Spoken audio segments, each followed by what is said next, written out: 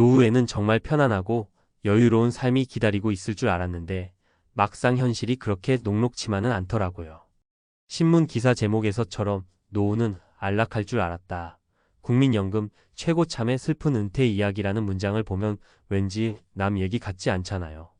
많이 벌고 적게 벌고를 떠나 은퇴 후 삶에 대한 불안은 누구나 갖고 있는 공통된 고민 같아요. 사실 은퇴를 대비하기엔 늘 시간이 충분하지 않은 것 같고 막상 은퇴를 하고 나면 이렇게 될 줄 알았으면 진작 준비 좀 해둘 거리라는 후회가 밀려오기도 합니다. 오늘은 은퇴 이후의 삶이 생각만큼 안락하지 않은 이유, 그리고 우리가 어떤 점에 신경 쓰고 준비해야 할지에 대해 이야기를 좀 해보려고 해요.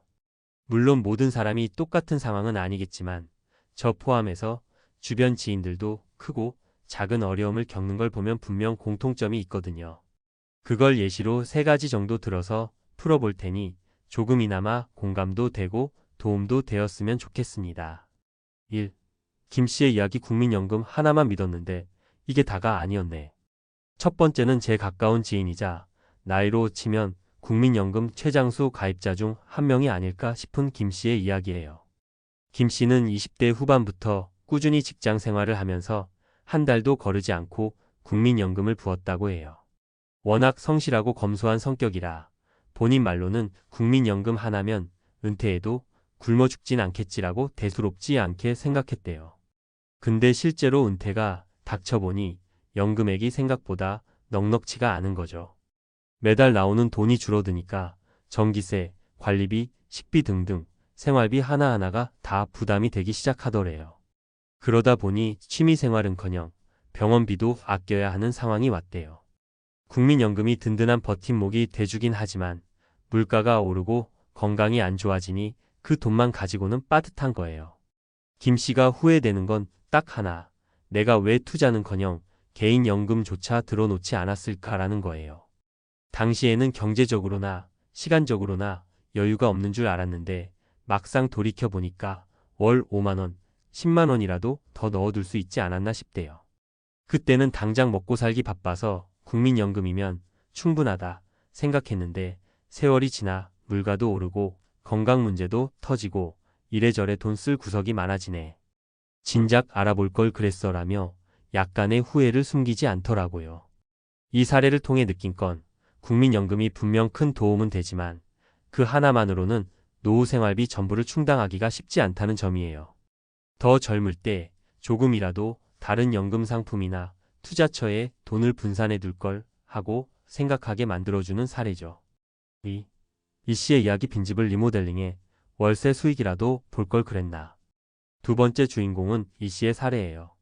이분은 미혼으로 쭉 혼자 살다가 부모님 돌아가시고 나서 시골에 있는 오래된 집 한 채를 물려받았어요. 사실 도시 생활에 익숙해진 터라 시골로 내려갈 계획은 전혀 없었고요. 당시엔 그래도 집 한 채 있으니 언젠간 도움이 되겠지 정도로만 생각했죠. 그러다 시간이 흘러 60대 후반에 들어서니 도시에서 월세와 관리비를 감당하기도 벅차지고 일자리도 구하기가 어려워졌어요. 그런데 정작 시골집은 방치만 되어 점점 더 낡아 가고 있었죠. 나중에 아이디어를 내서 이걸 게스트하우스나 주말 주택처럼 꾸며 월세 수익을 내볼까 싶었지만 이미 리모델링 비용이 감당할 수 없을 정도로 커져버린 상태였다고 해요. 결국 그 집을 헐값에 넘기고 그 돈으로 간신히 생활비를 보탰는데 좀 더 일찍 이 집을 어떻게 활용할지 고민했으면 좋았을 텐데라며 아쉬움을 토로하더라고요. 그 집을 좀 더 적절히 수리하고 임대나 카페 같은 작은 사업으로 활용했다면 어느 정도 계속적인 수익이 가능했을 수도 있다는 거죠. 이 사례를 보며 느낀 건 가진 자산이 꼭 예금 통장이나 주식 같은 금융 자산에만 한정되는 건 아니라는 점이에요. 땅이든 집이든 유휴 공간이 있다면 일찍부터 어떻게 하면 부가적인 수익을 낼 수 있을지 고민하고 필요하다면 전문가와 상담해보는 게 꽤 중요하다는 거예요. 막연히 나중엔 뭔가 쓸모 있겠지 하고 방치하면 막상 시기가 왔을 때 늦어버릴 수 있으니까요. 3. 박 씨의 이야기 퇴직 후에도 일하는 삶 나쁘지 않더라. 마지막은 좀 더 긍정적인 사례일 수도 있는데 제 후배의 아버지인 박 씨 이야기예요. 이분은 큰 기업에서 25년 가까이 일하다가 50대 후반에 희망퇴직으로 회사를 나왔어요. 그 후 1년 정도는 아휴, 나 이제 다 살았다 싶어서 빈둥빈둥 보내셨대요. 그런데 가만히 있어도 생활비는 꼬박꼬박 들어가고 아프기라도 하면 치료비가 만만치 않잖아요.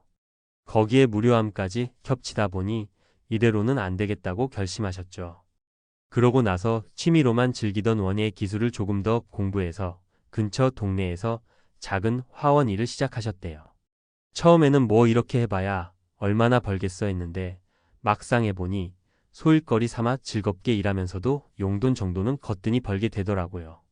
그러다 입소문이 나서 퇴직했지만 또 다른 형태로 일할 수 있는 길이 있구나 하고 주변 사람들에게도 좋은 본보기가 됐어요.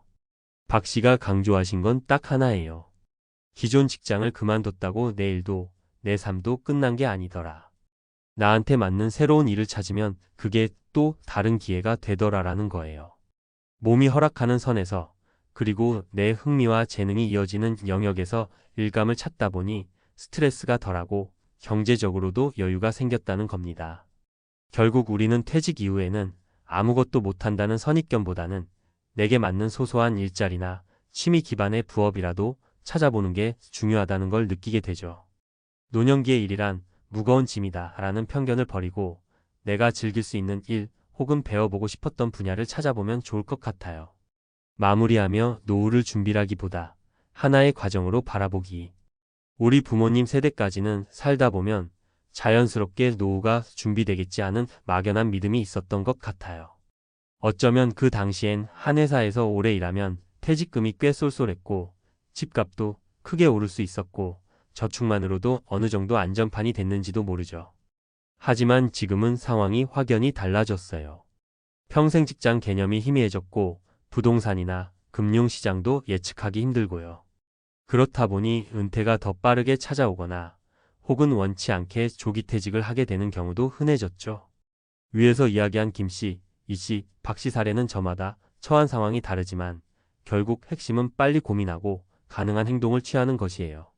김 씨는 국민연금 외에 노후 대비 수단을 뒤늦게나마 알아보고 있고 이 씨는 남겨진 자산을 어떻게 활용할지 미리 고민했어야 했고 박 씨는 새롭게 자신이 즐길 수 있는 일자리를 찾았죠. 세 사람 모두 완벽하지는 않지만 각자 깨달음을 얻고 움직이기 시작했다는 데 의미가 있다고 생각해요. 우리도 어떻게든 노후 준비를 해야 한다고 생각만 하지 말고 현실에서 작은 습관을 바꿔보면 어떨까요? 조금이라도 저축 투자 습관을 들이는 것, 여건이 된다면 부동산이나 다른 소득원을 만들어 보는 것, 나이 들어서도 건강이 허락하는 범위 내에서 즐겁게 일할 기회를 찾는 것 등등. 큰 돈을 벌겠다는 욕심이 아니라 적어도 노후에 최소한의 여유를 갖고 살 수 있는 키트를 마련하기 위함이죠. 은퇴와 노후라는 게 결코 남 이야기만은 아니고 또 절대 쉽게만 볼 일도 아니에요. 앞에서 봤듯이 슬픈 은퇴 이야기라는 말이 남의 일이 아니게 될 수도 있거든요.